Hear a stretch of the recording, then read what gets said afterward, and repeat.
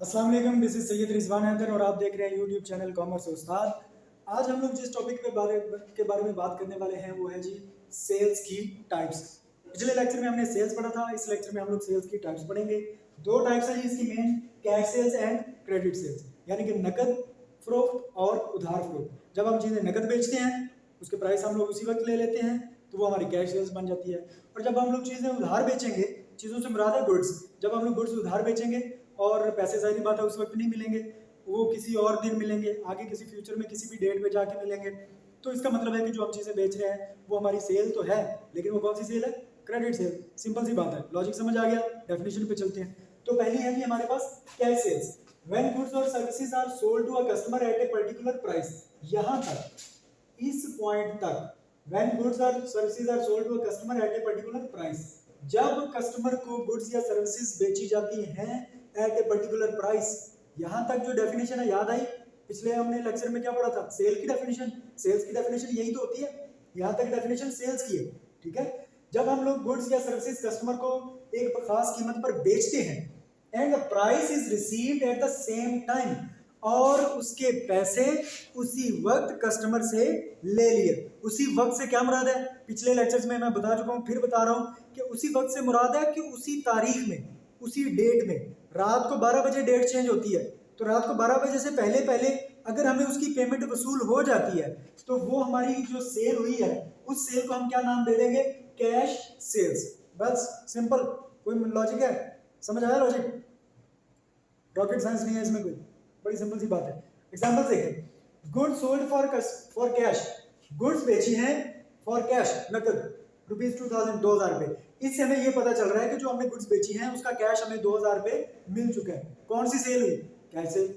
दूसरी example, services rendered to a customer for cash ₹3000, किसी customer को हमने सर्विसेज प्रोवाइड की है। ठीक है, जैसे डॉक्टर सर्विसेज प्रोवाइड करता है, जैसे वकील सर्विसेज प्रोवाइड करता है, जैसे टीचर सर्विसेज प्रोवाइड करता है और अपने कस्टमर से, अपने क्लाइंट से पैसे लेते हैं। इसी तरह हम लोग जब सर्विसेज बेचते हैं, वो हमने सर्विसेज बेची है और 3000 रुपए हमने कैश वसूल कर लिया, तो ये जो हमारी सेल हुई है ये सेल्स हमारी क्या कहलाएगी?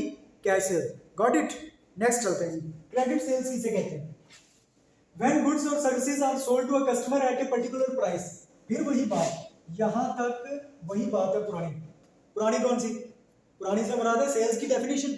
सेल्स की डेफिनेशन आ गई, इसमें भी पहले सेल्स की डेफिनेशन आई, इसमें भी पहले सेल्स की डेफिनेशन आई। ठीक है, व्हेन गुड्स और services are sold to a customer at a particular price, जब हम किसी कस्टमर को गुड्स या सर्विसेज बेचते हैं एक खास कीमत पर, but the price is not received at the same time, लेकिन प्राइस जो है, जो उसकी कीमत है गुड्स या सर्विसेज की, वो उसी वक्त हमें रिसीव नहीं हुई, उसी वक्त हमें वसूल नहीं हुई। Rather the customer made a promise, जबकि क्या हुआ जी कि हमारे कस्टमर ने वादा किया है हमसे to make the payment at some future date, उसने किसी आने वाले मुस्तकबिल की किसी डेट पे हमें पैसे देने का वादा कर लिया है। आज उसने पैसे हमें नहीं दिए, आज हमने उसको चीजें बेची लेकिन उसने हमें उसी वक्त पैसे नहीं दिए, बल्कि फ्यूचर में किसी तारीख का वो हमसे वादा कर रहा है कि फलां तारीख को मैं आपको पैसे दे दूंगा। तो ये हमारी जो सेल हो रही है, ये जो हम चीजें बेच रहे हैं, ये कहलाएगी क्रेडिट सेल्स, उधार फरोख्त। Okay, example, goods sold to mister Y for ₹3000। यहाँ पर ये ट्रांजैक्शन लिखी हुई है।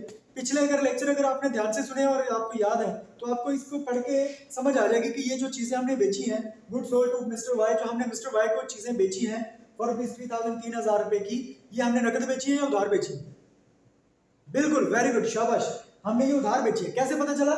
ये मिस्टर वाई से, कि हमने मिस्टर वाई को, जिस बंदे को हम चीजें बेच रहे हैं उसका नाम आ गया बीच में।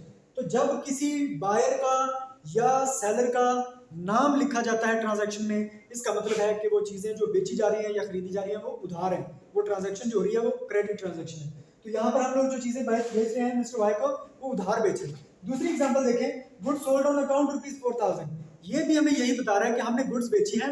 ऑन अकाउंट का लफ्ज आया, याद आया पिछला लेक्चर? ठीक है, अगर किसी ने पिछला लेक्चर नहीं सुना है तो भाई पिछले पहले जो लेक्चर्स गुजर चुके हैं इसी प्लेलिस्ट में मौजूद है, उनको आप जाके थोड़ा सा टाइम दें उनको। फिर आपको मैंने कहा था, शुरू में कहा था कि जब आप एक तरतीब से सारे लेक्चर सुन रहे होते हैं तो आपको सारी चीज़ें अंडरस्टैंड हो रही होती हैं, चीज़ें समझ आ रही होती हैं। तो अगर आपने कोई पिछले लेक्चर मिस किया हुआ है तो आप उसको थोड़ा सा रिवाइज कर लें और रिवाइज करने के बाद आपको ये चीज़ें आसानी से समझ आ जाएंगी। अब यहाँ पर एक लफ्ज़ आया है ऑन अकाउंट। ऑन अकाउंट, तो ऑन अकाउंट का लफ्ज़ जब किसी ट्रांजैक्शन में आता है तो याद है वो कौन सी ट्रांजैक्शन होती है? क्रेडिट। इसका मतलब है कि ये जो गुड्स सोल्ड, जो गुड्स बेची जा रही हैं, ये गुड्स सोल्ड से हमें क्या पता चल गया कि ये सेल है, ठीक है, सेल्स। और ऑन अकाउंट से क्या पता चला कि ये उधार बेचे ₹4000, 4000 रुपये की, ठीक है। तो ये है जी कैश सेल्स और क्रेडिट सेल्स। जब चीजें बेचें, गुड्स बेचेंगे और पैसे उसी दिन वसूल कर लेंगे तो इसका मतलब है ये कैश सेल्स है। लेकिन अगर हम गुड्स बेच रहे हैं और उसके पैसे उसी दिन नहीं मिल रहे, बल्कि हमारा कस्टमर हमसे किसी मुस्तकबिल में किसी तारीख का वादा कर रहा है कि फलां तारीख को मैं आपको पैसे दे दूंगा, इसका मतलब है कि जो हमारी सेल्स हो रही हैं ये कौन सी सेल्स हैं जी? क्रेडिट सेल्स, यानी कि उधार फरोख्त। अगर कोई कुछ चीज़ समझ नहीं आई कमेंट सेक्शन में पूछिएगा, मैं वहाँ पर आपको रिप्लाई कर दूंगा। और अगर ये आपको चीज़ समझ आ गई है, पसंद आई है, तो आप इसको लाइक ज़रूर करें और दूसरे अपने दोस्तों के दूसरे दोस्तों